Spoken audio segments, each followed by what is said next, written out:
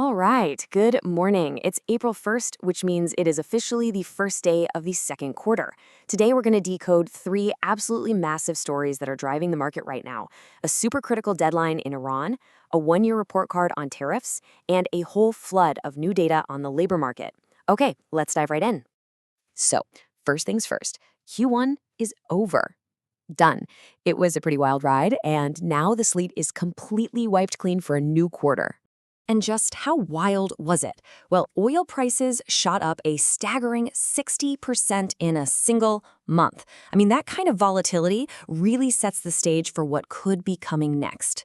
And yeah, we ended that quarter with stocks in the red, and the Fed, well, they're essentially frozen, just watching to see what happens with inflation and all the global conflict. So, the big question on literally everyone's mind is now what? Well, the answer really lies in these three key drivers we're about to break down for you.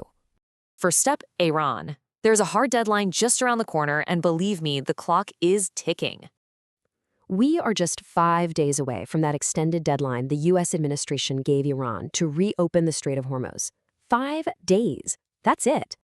Now, what's really fascinating here is the state of these negotiations. So U.S. envoy Steve Witkoff, he presented a 15-point peace proposal. But Iran? They not only rejected it, they then turned around and denied they even asked for the deadline extension in the first place.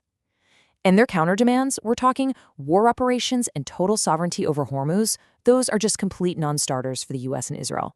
And this chart just perfectly illustrates the real-world impact.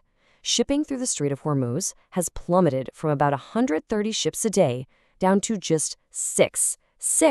That's less than 5% of its normal capacity. And that, right there, is why Brent crude is sitting at $118 this morning. So the crucial point is this. The market is really only pricing in one of two outcomes. It's totally binary. If there's no deal by April 6th, the U.S. is probably going to resume strikes. Iran will retaliate, and oil could spike again. The only other option is that the pressure cooker forces some kind of last-minute framework for a deal. It's really one or the other. Okay, let's move on to our second story. Tomorrow, April 2nd, marks 1 year since the so-called Liberation Day tariffs were signed. So, it's time to check the scorecard. Now, the administration promised these tariffs would do a few things: reduce the trade deficit, boost manufacturing jobs, and generate revenue. Well, 1 year later, the results are in. The trade deficit, it actually grew to an all-time high. Manufacturing jobs are down by 100,000. And the government is now processing $166 billion in refunds to businesses. So after the Supreme Court struck down the original tariffs, the administration pivoted. They're now using something called Section 122 of the Trade Act, which lets them put in a 10% universal surcharge. This is the new legal battleground, and yep, another 150-day clock is now ticking.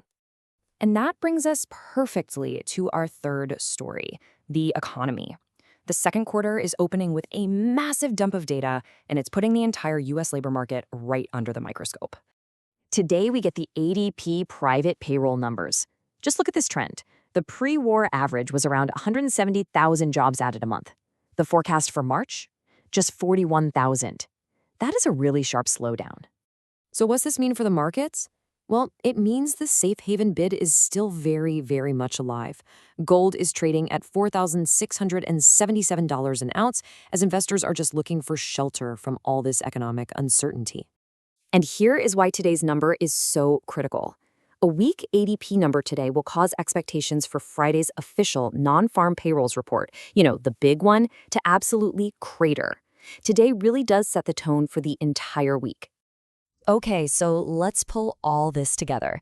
Here are the three key things you absolutely need to watch for as the trading day gets going.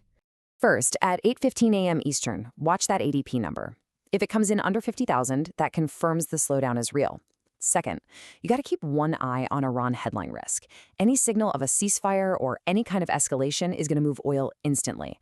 And third, watch for any court news on those Section 122 tariffs. That's a live legal risk, especially ahead of tomorrow's anniversary. All right, let's wrap this up with a quick rapid-fire summary of the key numbers you need to have on your radar right now. 118, that's the price of Brent crude, and that number is tied directly to every single headline coming out of Iran ahead of that April 6th deadline. 41K, that's the worry number, right? The ADP jobs forecast is setting a really bearish tone for the entire U.S. labor market this week. And 46.77. That's the price of an ounce of gold, and it just proves the flight to safety is alive and well, with investors hedging against all this uncertainty. So, as we kick off this new quarter, you can feel it. The market wants to bounce. There's a real appetite for some kind of recovery.